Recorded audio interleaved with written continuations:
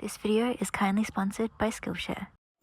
Hey guys! I've got my matcha, sitting down, comfortable, and I'm ready to talk about all things crochet. So I feel like a lot of people may be here because they know me for my knitting machine content, but I do want to shine a little love on one of my first loves, which is crochet. Crochet is what really got me into the fiber arts kind of community, and so of course I want to do a little video talking all about crochet and how you could actually start making your own clothes this year in 2023. If you guys are looking for a new hobby or you just want to learn a bit more about crochet, then this is the video for you. A little bit about me and my crochet journey. This feels like I'm doing like a dating profile, like an interview or something. I first fell in love with crochet in 2021, so it's been about 2 years since I've learned to crochet, and I absolutely loved it at first sight. When I first started doing it, I just loved it. I was addicted to it, and I was pretty much non-stop crocheting. Like I said, it's the thing that kind of got me into the world of fiber arts and making your own clothes, and it's a skill that I still love doing to this day. Since then I have actually learned how to knit, also got a knitting machine. So first up, let's talk about supplies, everything you're going to need to start crocheting. I think for me, the thing that I really loved about crochet is you can just start with like absolutely nothing. All you need is a crochet hook. Now I started with a pack of these just regular metal ones. These ones I believe I got from Kmart for like $1, maybe $2, and I have these in like pretty much every single size. I've upgraded to these handmade ones. These are from a small business called AK Crochets. I would say these are perfect to start off with if you're an absolute beginner and you don't want to obviously spend a lot of money on supplies if you don't know if you're gonna like stick to this hobby. But once I knew that I loved crochet and I was gonna be doing it for a long time,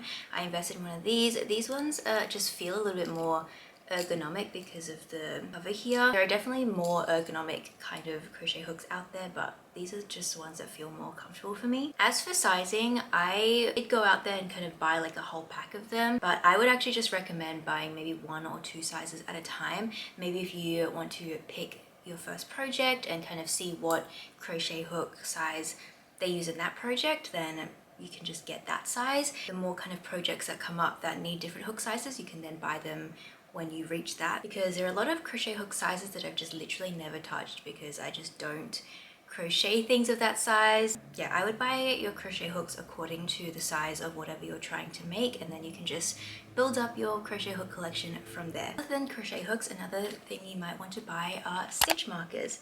I have a pack of these stitch markers. I honestly don't remember where I got them from, but again, these are super inexpensive. They look like this, just like a little ring, and they're just really useful for certain projects where you need to kind of either mark a place where you need to, I don't know, increase or whatever it may be. Stitch markers are a great thing to have, but also you could just use bobby pins or just tie another little scrap of yarn or a piece of string to the spot that you need to mark. There's definitely ways around this, but stitch markers aren't too expensive anyway, so yeah, I just have a pack of these. Other than that, most things that you will need for handmade clothing or fiber art things: a pair of scissors, measuring tape, and a needle, a sewing needle of any sort. And those are pretty much the essential things that I would say you need. I think the thing that got me in love with crochet was it's a really like low maintenance kind of art. You don't need a lot of things to actually be able to do it and do it well. Saying that, there definitely are a lot more things you could purchase for it. Like I said, everything I've just mentioned, those I feel like are the essential things you need. If you want to go a little bit extra like me, here are 2 things that I absolutely love. First up, my yarn bowl, of course. I've shown this in a few of my past videos and so many people ask me about it. It is such like an unnecessary thing, but also such a necessary thing. Basically, it's just a regular bowl, but on the back side it kind of has this little shape here. Basically what this is for is you can put your yarn in the bowl. Usually it works better with yarn that's like kind of more like this, but this is too chunky for the bowl. You'd kind of grab the end of your yarn, pull it through the tail here, so you can kind of just like pull the yarn through, and it just keeps your yarn in one little place. One of the most annoying things with like crocheting or knitting or just any kind of yarn related activity is what to do with your yarn when you're kind of working it up. It kind of flops all over the place, falls on the floor, whatever. So the yarn bowl just kind of like keeps the yarn in a space, and it just really easily unravels for you because it's in this bowl. Yeah, like I said, very unnecessary, but I use it for every single project now. I absolutely love it. The next thing would be a yarn winder. Before I had this one, I was just hand winding my yarn, like literally around my hand. But this just takes things to a whole new level. It makes things so easy, so quick. It just makes your yarn easier to work with, especially when it's in a skein like this. Like, you can just work straight with this yarn, but I would usually like wind it up in this to make a neat little like cake.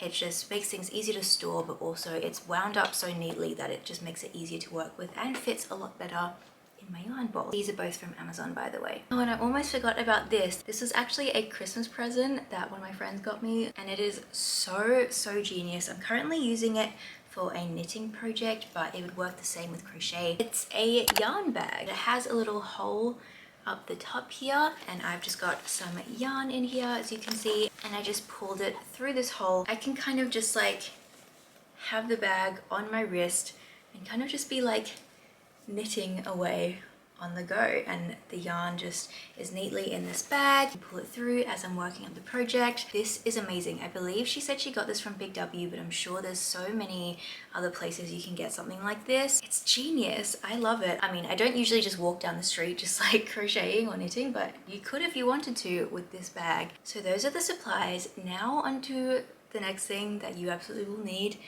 yarn. I could honestly talk about yarn for so long, but I'm gonna try to keep it brief, okay? But there's actually a lot to learn about yarn that I didn't know about when I first started with crocheting. So many different types of yarn, so many different colors, sizes. I feel like it's just fun to walk into a yarn store and be able to buy stuff, like just knowing that you're gonna make something amazing out of it. But also it can get very expensive, as my bank account will be able to tell you. Like I said, there's lots of different types of yarn, and I'm gonna cover like the main, most popular kinds of yarn that you've probably heard about, or maybe you haven't. So these are the first kind of ones I started with, and these are acrylic yarns. I feel like acrylic yarn is a lot more accessible and affordable, which is why I feel like people start with this. And it's a great one to start with when you, again, don't know if you're gonna like stick to the hobby, you just want to buy something affordable just to like start out with. Acrylic yarn is great, but it isn't the most sustainable. So if that's something that is important to you, that you're wanting to focus a lot more on, acrylic isn't the most sustainable. It's made of plastics, and I believe it takes about 9 years to break down. Just keeping in mind, it's not the most sustainable option, but like I said, if you are just starting out and you don't know if this is something you're gonna stick to, or you don't have a big budget, acrylic is a great way to go. Next up would be kind of like a wool blend.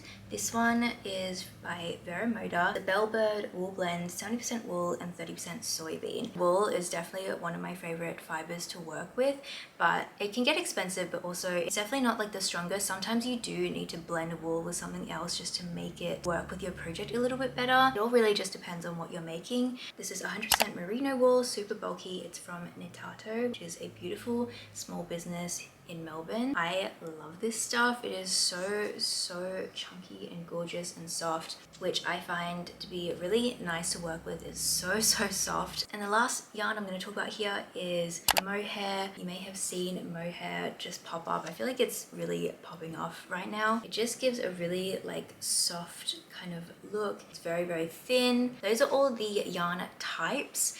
Now we have to talk about sizing. Like I said, this is the main yarn that I started out with. This is an 8-ply yarn, and I usually just use it with my 5mm crochet hook. Now for something like the chunky yarn, I would definitely use more of like a 10 to 12mm crochet hook. If you're ever confused about what size hook or needle to use with what yarn, every single ball of yarn will come with a little label like this, and it'll actually tell you what size it recommends you to use. It has a little gauge here, just tells you kind of how big your work is going to be, I guess. So like it says here, if you were to do like 7 stitches, 9 rows of it, it'll be about 10 by 10 centimeters if you were to make that kind of square. You kind of gauge, like if you needed something that was 50 centimeters, then you know to do like 7 times 5 stitches and then 9 times 5 rows to get 50 by 50 centimeters, if that's what you need. Does that make sense? I don't know. Whenever math gets into the equation, I just like don't know what I'm talking about. Moving back to yarn labels and how they are helpful. Obviously they're great because they recommend kind of what size knitting needles or crochet hook to use with them, but they also come with the care instructions. Like you can see here, it has the care instructions, it has the gauge size,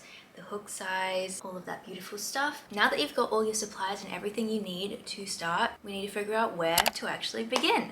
And there are just so many amazing places to learn about crocheting. I mainly started on YouTube. There is so many amazing YouTube videos out there teaching you how to make like every single project you could ever think of. Some of my favorite creators to watch are Jenna Phipps. She is just so entertaining. I love her videos so much. She does crochet, knitting, sewing, just all of it. She's like a DIY queen. Next up is Emma P. She's such a beautiful girl, and her tutorials I feel like are so easy to watch. She literally takes you step by step and tells you exactly what to do in every single row, and she has some of the cutest pieces as well. Next up we have Erin B. Again, she has amazing step-by-step tutorials that are so easy to follow, and also she has super cute designs. And then she'll also do vlogs like day in the life of a small business owner or crochet artist, things like that. I love her. And finally, I love Hey Crochet. She does YouTube videos as well as she has a blog where she does written patterns as well, and they are pretty much all free patterns, which is amazing. Again, explains things in such an easy way.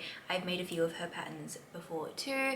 So those would be kind of my top like crochet creators that I learned a lot from and made a lot of their kind of patterns and projects, and I would highly recommend. I have also done a few crochet videos on my channel. I wouldn't say they're too tutorial-y, just like to take you along, me making certain projects and showing you mistakes along the way, kind of just taking you along the journey and teaching you what I learned. So if you like that kind of video, then definitely subscribe to my channel. I would love to have you here. Apart from YouTube, there are so many different places that you can find free patterns. They're just amazing platforms to teach you stuff. I will link some of my favorite down below, but from the top of my head, Love Crafts, Hobie.com, Wool and the Gang. These are a bunch of different places that not only sell yarn but also sell patterns. Some are free, some are paid. These are just great places to find patterns to make and also buy amazing yarn. And of course, an amazing platform to use to learn any skill is Skillshare. Now, I'm sure you've heard about Skillshare before because it's such an amazing platform, but if you haven't already,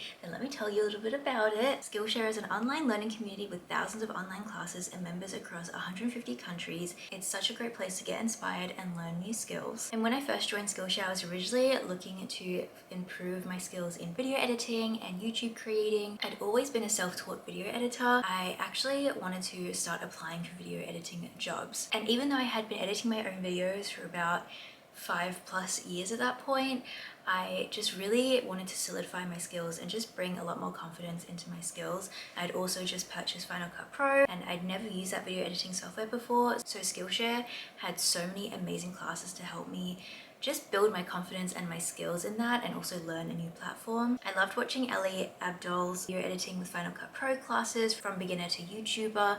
He explained things so well and really gave me the confidence and the skill to using Final Cut Pro, but still the editing software that I use to this day for my YouTube videos. The classes on Skillshare really just gave me the tools and the confidence that I needed to take my video editing to the professional level, and now I have a job as an actual video editor, which is so crazy and cool. Whether that's upskilling for a new job or trying to learn a new hobby, I feel like investing in yourself is the best thing you can do, and now is the perfect time to invest in yourself. With a Skillshare membership, you can engage in your passions and hobbies all year long. It's the perfect way to start and also keep your New Year's resolutions. Now, of course, the main point of this video is talking about how to learn to crochet, and Skillshare, of course, has got you covered with that. They have amazing crochet videos from so many amazing online creators. If you're an absolute beginner in crochet, I think this class by Tony Lipsy, it's the Modern Crochet Essential Skills for Getting Started. She just talked about everything you need to know, from choosing your yarn, gathering your tools, and all the basics that you'll need to learn to crochet. So why not make this year the year that you commit to your creative hobby, or gain new skills for a job, or even start your own business and try out a risk-free 30-day free trial to test out Skillshare for yourself. First, 1,000 people to use the link in my description will get a 1-month free trial to Skillshare. And thank you so much to Skillshare again for sponsoring today's video. So as for your first project, my first project was actually a patchwork cardigan. I was making a cardigan inspired by the Harry Styles J.W. Anderson cardigan, which I feel like that is the project that got so many people into crocheting in the first place. So I was making a version of that, just like with different colors, and it was a really big project to start with. I feel like I could definitely have started with something a bit more easier. But I think it's a great one to start with too, because basically you're making like 100 squares. I don't actually know how many squares, but you're making so many squares, and I feel like it really just solidified the skill for me. Like I just had to make these squares over and over and over again, and you could slowly see my improvement from like the first square I made, which was like super wonky and just the wrong size completely, to my last square, which, you know, was a pretty good square in my opinion. So while that project was like a big one and it took me quite a long time, it really was just great because I was doing the same thing over and over again, making square after square after square. And it also was just a really great one to learn kind of the anatomy of how to make a cardigan, because most cardigans will usually be like a back panel, 2 front panels, and then 2 sleeves. So once you kind of make one, you can kind of make all the cardigan. But if you wanted to start a lot simpler and just like get the hang of it, I would definitely recommend making a scarf or even like a little tote bag, maybe a headband or a tank top. I'll link down some really great tutorials that I think would be great for your first projects in the description below. But you could really just choose anything. I made a patchwork cardigan as my first one and it was so fun. So as for the stitches that you will need to learn, this again can kind of come with whatever pattern you are using or whatever piece you're creating. I kind of learned the stitches as I needed to learn them basically. Like I would kind of pick the project I wanted, and then if it said, you know, you need to learn how to do double crochets, I would then go onto YouTube and type in how to do a double crochet and just learn it from there. But I think the main kind of things you want to learn is how to do a slip knot. This is just the knot you do to actually get your yarn onto the crochet hook. You would then learn how to chain, so you could actually start chaining up your project. And then I'd go single crochet, half double crochet, and double crochet. Those are pretty much the main kind of stitches you'll need to learn to make literally anything. And then from there you can kind of learn triple crochet or increases or decreases. There's so many things, but yeah, instead of like overwhelming yourself and learning all of that in like one go, I would just kind of learn them as I needed to learn them. But I hope you guys enjoyed this video. I hope it was super helpful. If you are planning to start crocheting, then please let me know in the comments down below what you're planning to make as your first project. Or if you are an experienced seasoned crocheter and you're watching this video, I hope you enjoyed this, and please let me know what was your first project that you made as a beginner crocheter, because I think that is so interesting. And yeah, I'm so excited for you to start your crochet fiber arts journey. Trust me, it is so much fun. You will get addicted and your whole house will be filled with yarn. That is all. Thank you so much for watching. Don't forget to click the link in the description. If you are one of the first 1,000 people, you will get a free 1-month trial to Skillshare. Thank you again to Skillshare for sponsoring this video. They are a dream sponsor, so I'm so excited. But I hope this was helpful, and I will see you guys in my next video. Bye. Mwah.